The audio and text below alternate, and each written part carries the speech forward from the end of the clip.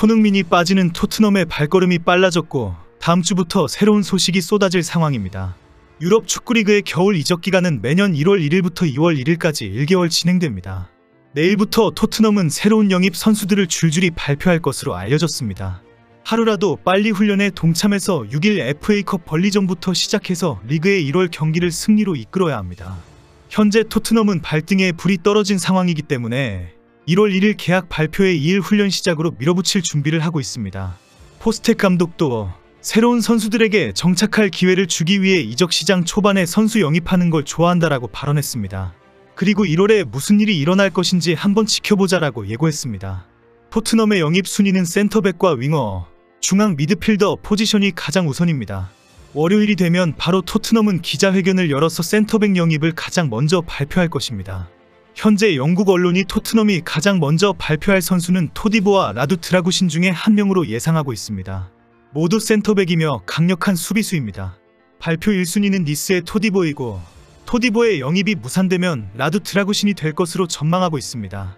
현재 영국 언론들은 토트넘의 토디보 영입 발표를 기정사실화하는 보도를 쏟아내고 있습니다.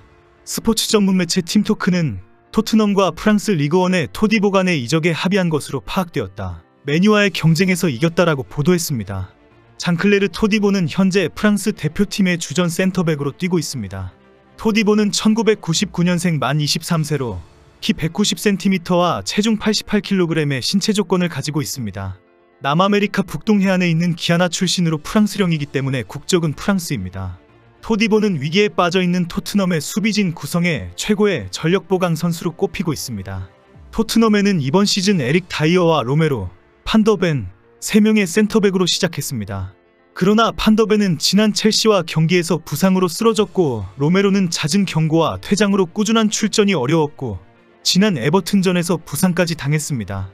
결국 포스텍 감독은 벤 데이비스를 센터백으로 기용했고 급기야 에메르송 로얄까지 급히 투입하기도 했습니다. 지난 브라이튼전에서 측면 수비수 에메르송 로얄을 데이비스의 짝으로 내세웠습니다. 그러나 에메르송은 최저 평점 3점을 받을 정도로 뻥 뚫려버린 구멍이 되어버려서 패배의 주역이 되어버렸습니다. 그러나 아직 일각에서는 토트넘의 토디보 영입에 대해 회의적인 보도가 나오고 있기도 합니다. 축구매체 게풋볼은 토트넘의 장클레보 토디보 영입이 무산될 위기에 처했다라고 보도했습니다. 게풋볼은 토디보의 영입은 완전히 물거품이 되었다. 니스가 토디보를 내어주지 않고 있다라고 전했습니다. 그러면서 매체는 이제 라두 드라구신으로 초점을 옮긴 토트넘이다라며 구단의 주요 목표가 제노아의 2002년생 수비수 드라구신으로 바뀌었다고 주장했습니다. 드라구신은 191cm의 장신으로 몸싸움 능력과 준수한 속도를 가졌고 최대 장점은 공중볼 경합입니다. 매체는 포스테코글루 감독은 드라구신의 영입을 승인했으며 토트넘은 제노아와 이적 협상에서 되도록 빠르게 결론을 내리길 바란다라고 덧붙였습니다. 일각에서는 이미 드라구신이 토트넘으로 이적에 대해 예스라고 입장을 밝혔다는 보도가 나오고 있습니다. 이적 전문가 로마노도 드라구신이 토트넘이 가장 먼저 발표할 영입 선수로 지목했습니다. 로마노는 유튜브 채널과 SNS에서 토디보의 토트넘 이적이 확실하다라고 주장했는데 오늘은 토디보와의 계약이 무산되었다. 토트넘은 당장 뛸 선수가 필요한데 니스의 대답이 너무 느리다라고 밝혔습니다. 오늘까지의 분위기를 보면 라두 드라구신의 토트넘 이적은 거의 확실해 보이는 상황입니다. 토트넘은 센터백 영입과 함께 중원 영입도 매우 급합니다. 핵심 미드필더인 파페사르와 이브 비수마가 아프리카 네이션스컵 때문에 약 한 달간 팀을 떠나기 때문입니다.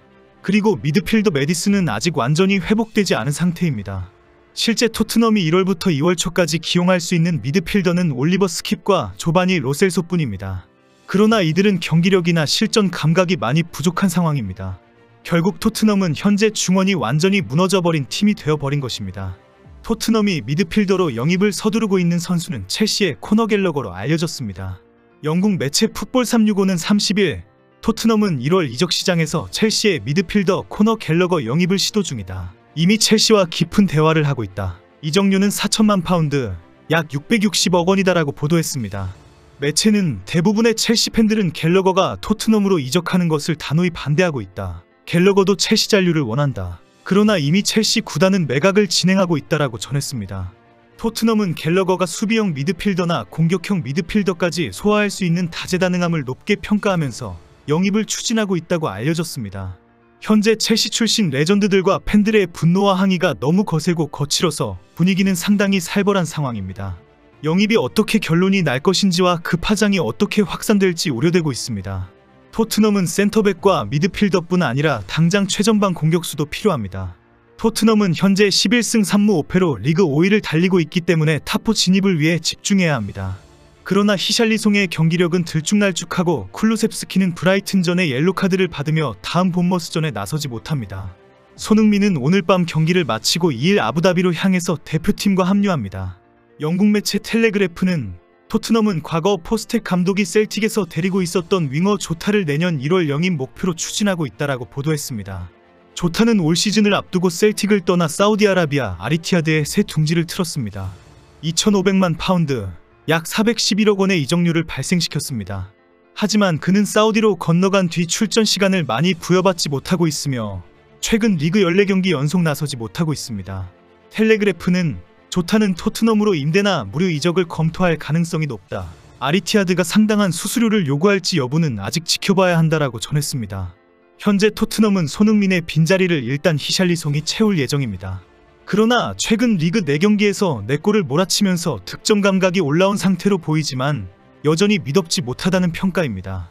29일 더부트룸은 손흥민의 결장을 히샬리송이 채울 수 있을지 우려된다. 그나마 토트넘에는 히샬리송을 지원해줄 어린 선수들이 있다. 토트넘이 사용할 수 있는 공격수는 어린 2003년생 벨리스, 2005년생 제이미 돈리, 그리고 이번 주 임대에서 복귀한 2004년생 데인 스칼렛이라고 나열했습니다. 특히 바로 직전 경기인 브라이튼전에서 데뷔골을 기록한 알레오 벨리스에 기대를 하고 있습니다. 벨레스는 현재 아르헨티나 연령별 대표팀에서 주전 공격수로 활약 중입니다. 벨리스는 지난 5월 U20 월드컵에서도 4경기에 출전해 3골을 터뜨리며 팀을 16강으로 이끌었습니다. 축구의 신 리오넬 메시도 벨리스의 잠재력을 높이 평가했습니다. 아르헨티나 대표팀 선배인 메시는 벨리스의 플레이를 보고 있으면 루이스 수아레즈가 생각난다. 난 아르헨티나의 미래가 정말 기대되며 내가 벨리스에게 영향을 주고 깊은 대화를 나눌 수 있길 바란다라고 말한 바 있습니다. 벨리스는 수아레스처럼 힘과 속도를 겸비한 중앙 공격수로 전형적인 9번 스트라이커입니다. 187cm의 큰 키를 활용한 제공권과 볼키핑 능력, 오프더볼 움직임을 장점으로 지니고 있습니다. 결국 현재 토트넘은 겨울 이적 시장에서는 센터백 보강에 우선적으로 주력하고 최전방 공격수는 영입하지 않기로 했다고 알려집니다. 토트넘의 팬들도 토트넘의 공격진에는 아무 문제가 없다. 손흥민이면 충분하다. 거기에 히샬리송과 쿨루셉스키가 있다라고 주장하고 있습니다. 1월에는 한국 대표팀의 아시안컵 경기뿐 아니라 손흥민이 없는 토트넘의 경기까지 지켜봐야 할 판입니다.